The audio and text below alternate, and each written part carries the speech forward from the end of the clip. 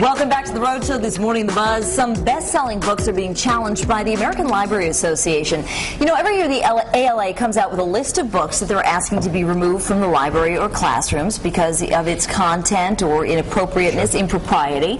And making the list this year, the ridiculously popular Twilight series by Stephanie Meyer. Yeah, the ALA says it's sexually explicit, it's unsuited to the age group, and it has offensive language. And actually, we know that many local schools have removed the fourth installment of the series from libraries because that's when things start to, you know, heat up a little bit. They're a little older and things become more mature in the book.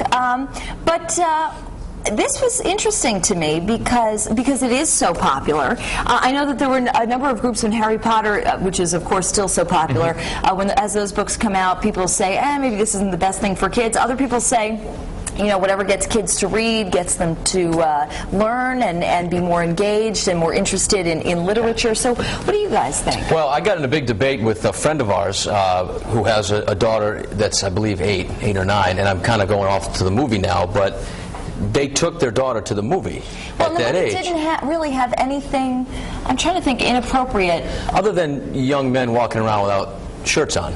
Right, yeah. So, I mean, yeah. I was like, what, are you crazy? You can't. Okay. So I didn't think that was appropriate. Well, what was it rated? PG-13 or something? PG-13, Twilight. All right, so if it was PG-13 and you took your 8-year-old, maybe that's not. a stretch, yeah, okay. You know, listen, the things that you see on TV nowadays and you read on the internet, and books are like tame compared to that. In the music, yeah. You're right, the music videos, so. But they can't, but the schools can't control that. The schools can't control what you do, what movies you go to, they can control what they have in the library. Control what they have in the library. Here's what kind of disappointed me. I have a godson who's 11 years old, and he loves these books. He has. You know, he reads above his reading level, so he's been reading the whole trilogy. He loves them. It's a shame that he's invested time and effort into seeing the movies and reading 3 books, and now they come to the 4th one, and he's 11 years old, where all of a sudden, you know, his parents have to make a choice. Exactly. I mean, you know, like, once you get involved in these trilogies and whatnot, or this one has 4 books, but I mean, he's literally invested so much time and he's excited about the 4th book coming out, and now you're almost telling him, like, sorry, man, sorry.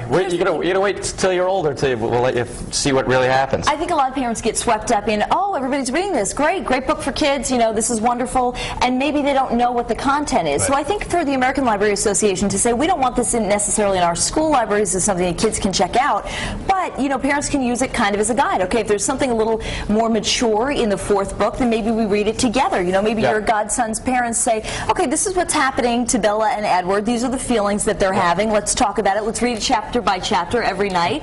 You know what I mean? And kind of use it as a tool. If they really are interested and there really are questions that are coming about as a result of it, you know, use it as a tool to open up a line of dialogue that you might not be able to do otherwise.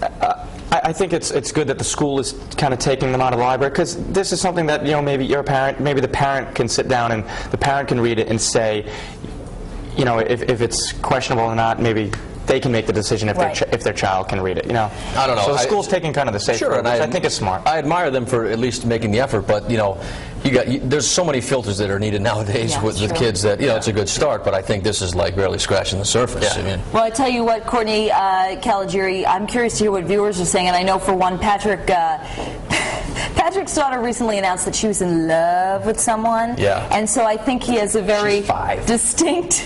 Is it still Zac Efron? No, it's a real life person. It's a real life. Yeah, it's one of her big brother's friends, Josh. She told me that she can't stop staring at him because she's in love with him. She's 5. I'm worried. What do I do?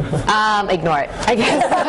Let her grow out of it, because it'll be somebody else the next week. They'll get cooties eventually, right? The boys? Okay. Start chasing each other around the playground. But we have some parents here on the live blog who are saying no way to the Twilight books until they're older. So I'm going to read some of their comments now, right off our homepage on foxprovidence.com. And Aaron S. says, I think it's the parents' responsibility to try and screen what their children are reading. And Joseph Butera says, we have a 9-year-old that really wants to read the book Twilight, but the answer is definitely no. She's way too young for this material. Maybe when she's at least a teenager, we will allow her. And he goes on to say that, you know, there should be parental warnings on books like there are on music, just so parents kind of have the heads up in case you're not familiar with series like that are growing increasingly popular. Here's our poll here right under the live blog. Which of these do you think makes a book inappropriate for children?